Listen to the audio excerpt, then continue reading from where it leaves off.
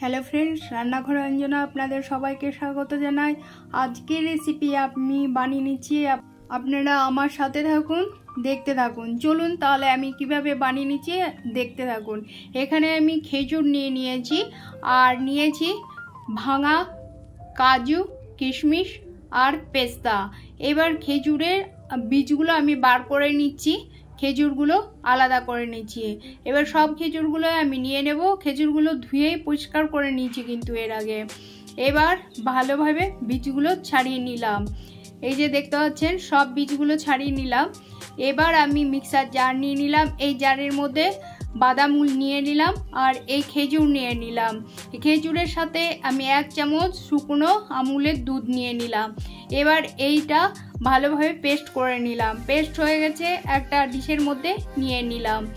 দেখতে পাচ্ছেন পুরো আঠালো হয়ে গেছে, যেহেতু খেজুরটা ছিল, খেজুরটা নিয়ে নিয়েছি, সেই জন্য দেখতে পাচ্ছেন পুরো আঠালো পেস্টটা হয়েছে। কত সুন্দর, হাতে লেগে যাচ্ছে না, পুরো আঠালো হয়ে গেছে। এবার আমি এই পেস্টটা সাইডে রাখলাম। এর মধ্যে আমি সেমই নিয়ে নিলাম বা লাচ্ছা সেমই। এবার আমি একটা কড়াই বসিয়ে দিলাম। এই কড়াইয়ের মধ্যে সামান্য পরিমাণে ঘি নিয়ে নিলাম 2 চামচ। এবার এই ঘিয়ের মধ্যে আর আমি লাচ্ছা দিয়ে নিলাম কড়াইয়ের মধ্যে, হাতের মুঠোয় ভেঙে দিলাম, ভেঙে গুঁড়ো করে দিলাম। এবার নাড়াচাড়া করে নিলাম ওই ঘিয়ের মধ্যে বেশ ভালোভাবে নাড়াচাড়া করে ভেজে নিলাম হালকাভাবে। এবার ভাজা হয়ে যাওয়ার পর এর মধ্যে দিয়ে নিলাম হালকা মিষ্টি বা ওই চামচে 1 চামচ চিনি।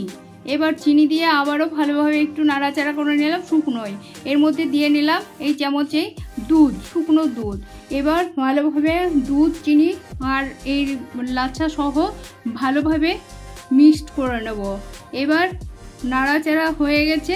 এবার দেখতে পাচ্ছেন আস্তে আস্তে কমে যাচ্ছে। এর মধ্যে লিকুইড দুধও নিয়ে নিলাম 1 ডাবো দিয়ে। এবার ভালোভাবে নাড়াচাড়া করে নিলাম।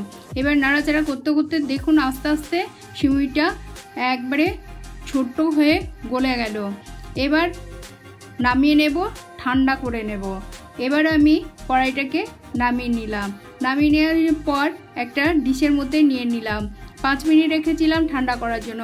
এবার একটু ভালোভাবে মাখিয়ে নিলাম। মাখিয়ে নিয়ে এবার হাতে যেহেতু ঘি দেওয়া আছে আর কোনো ঘি বা তেলের প্রয়োজন নেই। এবার আমি গোল গোল করে একটা শেপ দিয়ে বাটি বানিয়ে নেব। এই বাটির মধ্যে যে আমি খেজুরের পুরটা বানিয়ে নিয়েছি, এই পুরটা বাটির মধ্যে দিয়ে নেব। তো লাচ্ছা বা সিমুই অনেকভাবেই খাওয়া হয়েছে, তো একবার এইভাবে বানিয়ে দেখবেন অনেকটাই ভালো লাগবে। লাড্ডু বা মিষ্টির মতো লাগবে বা মোদকের মতন লাগবে। তো এইভাবে আমি বানিয়ে নিলাম। আপনাদের কেমন লাগলো এই ভিডিওটা দেখে আপনারা কমেন্ট বক্সে জানাবেন, লাইক করবেন, শেয়ার করবেন আর আমার সাথে থাকবেন।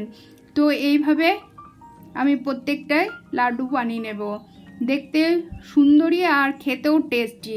তো অনেকে পায়েস করেও বানিয়ে খায় সিমুইয়ের, বা অনেক কিছুই ভাবে খাওয়া যায়। তো এইভাবে একবার খেয়ে দেখবেন ভালো লাগবে। তো এইভাবে আমি সবগুলোই বানিয়ে নেব। এই যে আমার বানানো কমপ্লিট হয়ে গেছে, দেখতে পাচ্ছেন কত সুন্দর লাগছে। এবার আমি সাজিয়ে নেব। এর মধ্যে আপনারা কাজু, পেস্তা, নারকেল সবই দিতে পারবেন।